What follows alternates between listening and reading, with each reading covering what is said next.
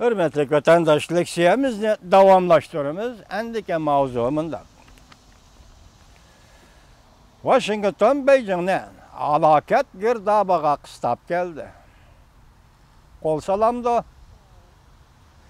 Mavzulu haber 8. ayının 26. gün Dovi torbiti ilan kılındı. Dovi bu Xitayning özünün torbiti Beijing'de neşir kılındı. Beijing'de tahrirlaydı.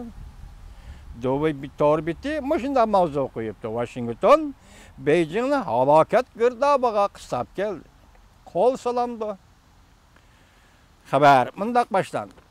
Cungu Savdo Ministerligi torbiti Beijing vaqti 8. ayının 24. günü haber tarqitib mındak ko'rsatdi. Cungu Amerika savdo vakilleri 8. ayının 22. günden 23. günügacha Washingtonda ikki taraf diqqat qilayotgan savdo masalasi bo'yicha qurilish xarakterlik samimiy fikr almashtirdi.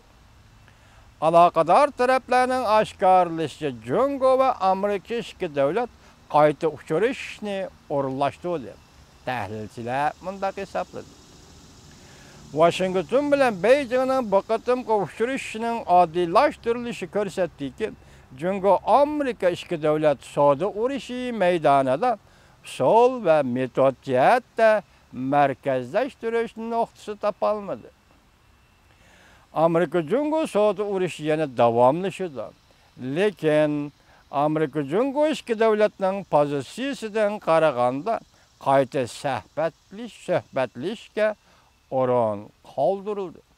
Endi bu xabarda o'rin qoldirildi dedi. Yuqori xabar nima dedi? Qayta suhbatlashishning o'rni qolmadi dedi. Cungu savdo ministerligi xalqaro savdo iqtisod tadqiqot o'rnining tadqiqotchisining mundaq hisobladı. Növbetde Cungu Amerika iki devlet savdo urushining birinchi bosqichida o'zaro bir-biriga hujum qilib, har ikki tarafdan import qilingan qimmati 50 milliard dollarlik tovar mallarga hassilab boj qo'yishni yo'l qo'ydi. Cungu shunday siyosatni yo'l qo'ydi. Amerika avval shunday siyosatni yo'l qo'ydi. İkinci bosqichda Amerika taraf 200 milliard dollarlik Cungu'da import qilingan tovar mallarga boj qo'ydigan bo'ldi. Endi alay sharini deymizda vatandaş.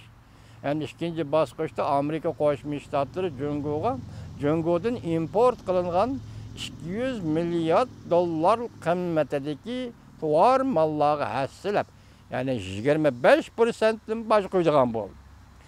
Cungu taraf Amerika'dan import qilingan 60 milliard dollarlik tovar mallarga boj qo'yishni o'ylanishni amaliylashtirish bosqichiga olib keldi. Demak, Cungu taraf Amerika'dan import qilingan tovar mallarga 60 milliard dollarlik tovar mallarga boj qo'ydi. Amerika Cungu'ning Washingtonda o'tkazilgan suhbati oddiy yig'ishtirildi. Savdo urushining o't yalqini atrofga yeyilishga boshladi. Cungu qilar qatimda qanday taqobil turish kerak? Demak, bu yerdagi taqobil turish ikki xil. Biri hujum qilish xarakterlik taqobil turish, yana birisi mudofaa shakllik taqobil turish. Sizlar ko'ryapsizlarki, hozir savdo urushida ikki tarafda Amerika Qo'shma Shtatlari tashabbuskorlik o'rnida turyapti. Junxo Xalq Jamhuriyati hukumati past o'ringa tushib qoldi. Hozir urush savdo urushmishadi ketyapti. Zimin apandi mundaq hisobladi. Amerika prezidenti Trump hukumatining qattiq pozitsiyasi oldida Amerikaning prezidenti Trump hukumatining qattiq pozitsiyasi oldida Cungu navbatda savdo urushiga aktiv qatnashadi. Biz boshda passiv dedik, umumiy jihatdan strategik nuqtadan aytganda passiv nuqtada. Ma hamda xabarda deyilayotgan bir gap, chunki buni Zimin degan Xanzo apandi da'vatida. Savdo urushiga aktiv qatnashadi. Boshqalarning yestashlik qilishini umid qilmaydi. Bu bir nochilikdanlar. Özünün küçüğü tayinidir. Hoş, şundaq mı değil? Soda söhbeti arqalıq soda urushidan saqlanish nihoyat yaxshi tanlashdir. Lekin navbatda Prezident Trumpning pozitsiyasidan qaraganda soda urushini to'xtatish xiyoli yo'q.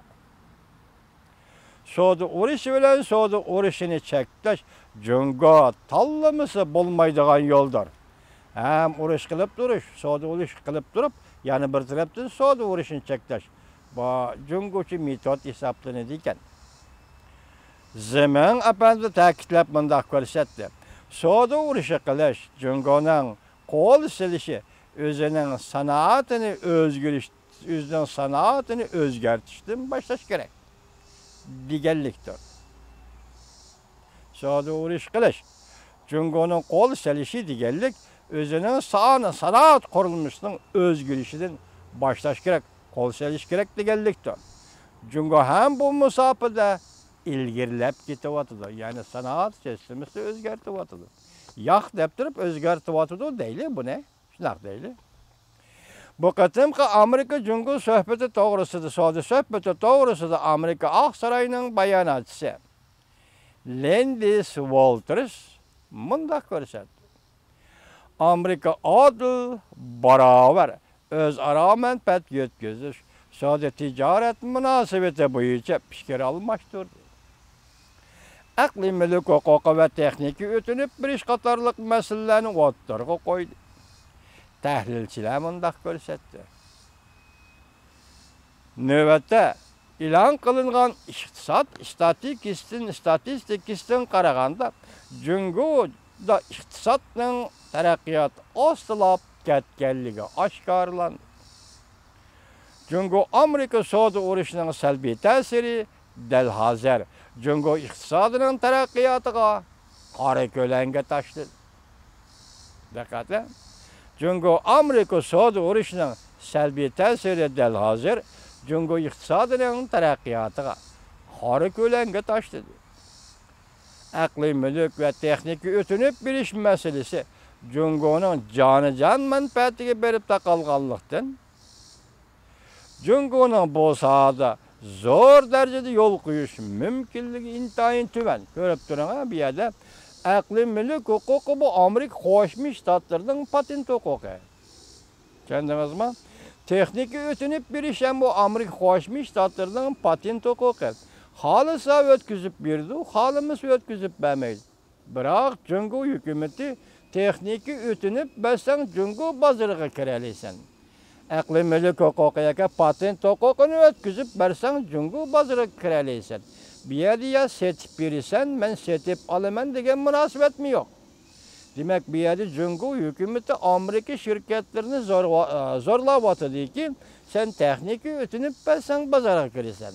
Sen patent huquqini texnikaning o'tinib bersang bozorga kirasan. Hozir gap shuning uchida ketayotganda buni nima deydi? Bu Jungoning jonijon manfaatiga taqishadigan ish bo'lg'achqa, Jungoning bu sohada yo'l qo'yishi nihoyat tuvandi. Hozir sizlarning oldinlarga kim keldi, hurmatli vatandosh? Kim keldi? Ko'rib beqinglar, texnika Amerikaning, patent huquqi Amerikaning. Bu nimashqa Jungoning jonijon manfaatiga bog'liq bo'lib qoldi? Soda ikki davlat o'rtasida bo'ladigan ish. Xohlasa san texnik o'tinib bersin deyli Amerika shirkatlari, xohlamasa o'tinib bermasin. Sen bozorga kirish uchun buni shart qilsang, majburlaydigan shart qilsang, sen endi kim bo'lib qolding ay Jungoliq apandi? Muttaham anning sifat bersa qip-qizil muttahamning o'ziga aylangan davlat kelsan, ey. Qip-qizil muttaham. Biz odatda muttahamni deymiz ya bu Istanbul ya sifat bo'ldi bir nima deyli. Hozir qizilni qo'ysak, sifatni qo'ysak qip-qizil muttaham. Bu patent huquqi Amerikaning, texnika Amerikaning, bu Jungoning jonijon manfaatiga chetiladigan masala ekan. Shunga buningda Jungoning yo'l qo'yishi tuvan, yo'l qo'yishlarda tuvan deyildi ekan. Yaponiyaning nopozli kuzatkichi Anton Don mundaq ko'rsatdi. Endi bu abzasga naytı cho'nqur ko'ngil berib diqqat bilan anglang vatandosh. Musha xabarning oxiridagi bir abzas. Yaponiyaning nopozli kuzatkichi Anton Don mundaq ko'rsatdi. Washington Beijingni halokat girdobiga qistab keldi. Yakında Cungo'nun Rusya'da ötküzülüdüğün harbiy manberigi yuqori muqamda qatnaşmakçı bolğanlığının ma'nisi intayin cho'nqur. Bir iştan. Yakında Cungo'nun Rusya'da ötküzülüdüğün harbiy manberigi qatnaşmakçı bolýatganlygynın özü bu ma'nisi intayin cho'nqur bir iştan.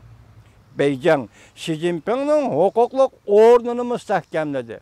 Bu katım BDH yığınıda elevitidi o değildi. Tahanzu nazariyçilerim ham ekenci mi, hissiyatçan ekenci mi?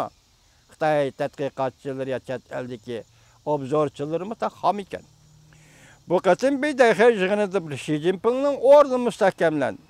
Şinanlaki Amerika'da otur mezgillik saylam ötküzülüştüm burunqi vaqt içinde, 2 ay vaqt içinde Jungo bütün sep boyunca tayyorlik qilib, sep tartib Amerika bilan elişidi.